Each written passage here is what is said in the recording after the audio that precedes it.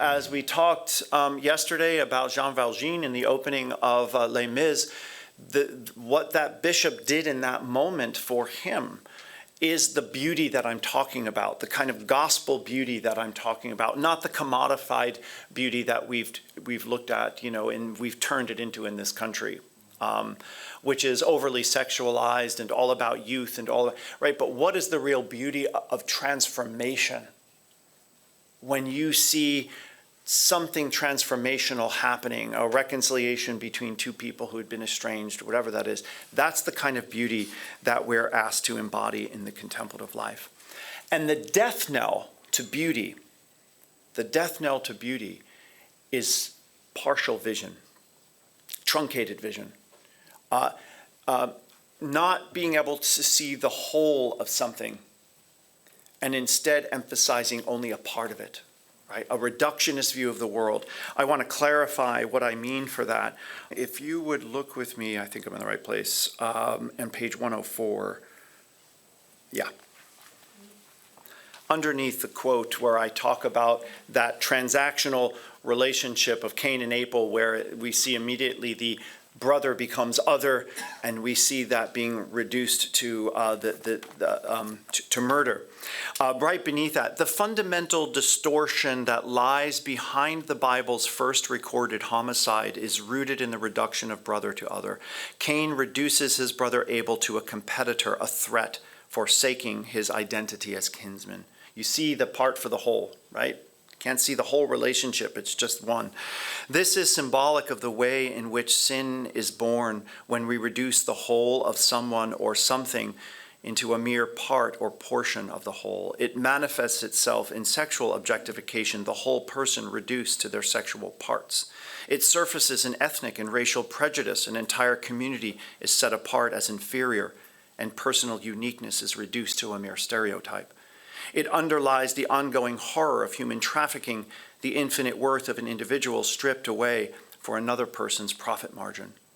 This same dynamic underlies the alarming rate of our environmental degradation, the pervasive disconnect between modern societies and the natural world open the way for entire species of plants, animals, and ecosystems to be exploited in acquiescence to every human whim and desired luxury. The majestic beauty of elephants poached only for their tusks, the gentle magnificence of seal pups brutally clubbed to death for a tuft of their fur, the destruction of forests and their inhabitants to make room for new factories or farmlands to meet the demands of wealthy nations, the perpetuation of suffering and mutilation of farm animals in the name of higher yields of meat production. So we can see that throughout our very society, there is a whole economy built on reducing the whole to the part.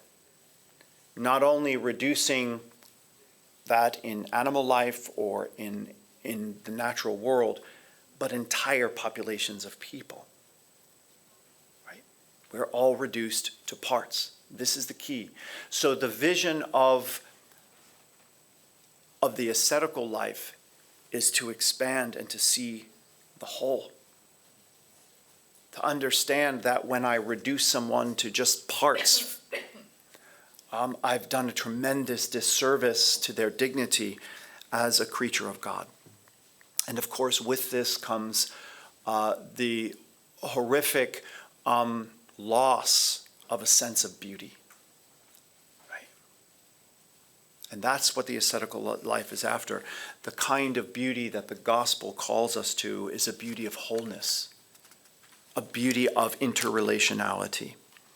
And so the life of the ascetic becomes the life of one committed to the love of the beautiful.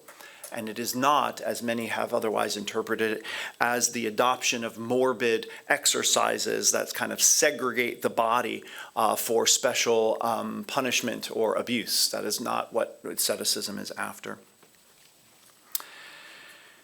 But Jesus says in his own way, take up your cross and follow me. This is his summons to a life of asceticism, right?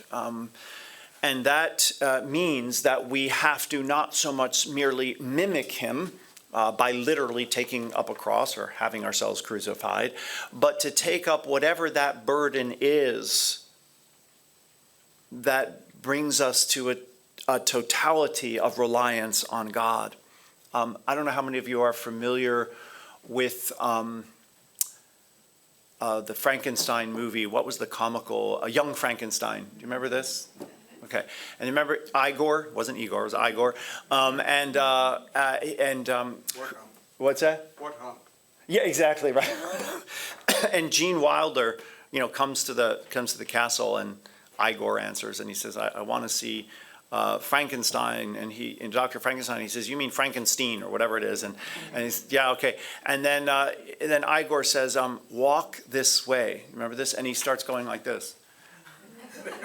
And you kind of get that look that only Gene Wilder can give, where he's kind of looking around like, okay, and then he sort of bends down and he starts following him in this total slapstick way.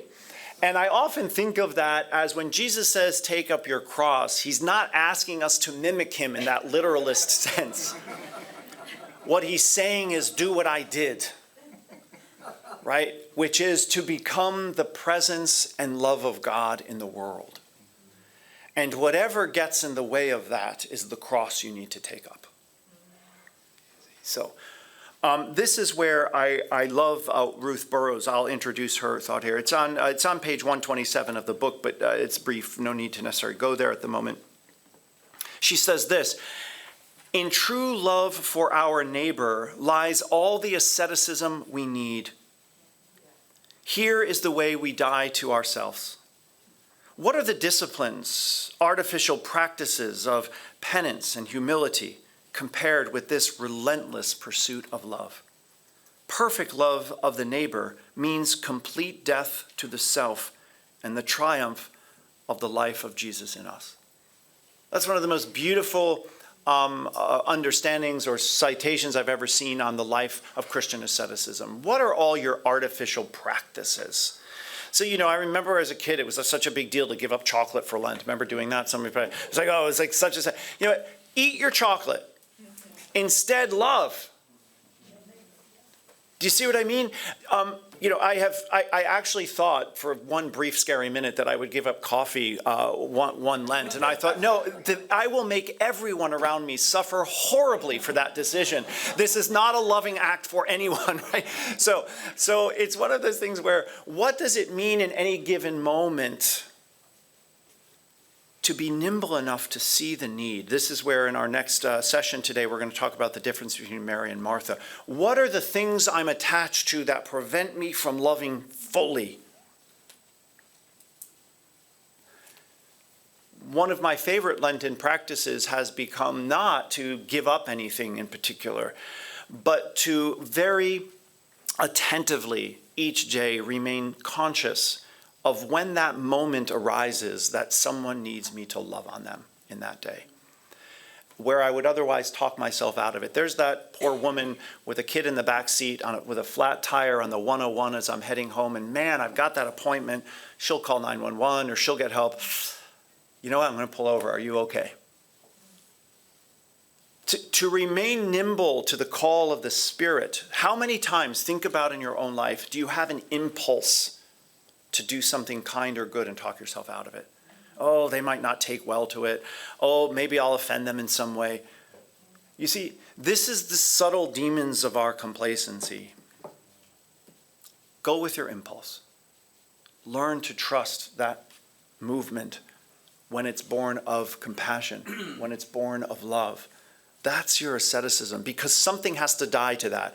I'm late for my next appointment. I'm hungry and lunch is going to be late.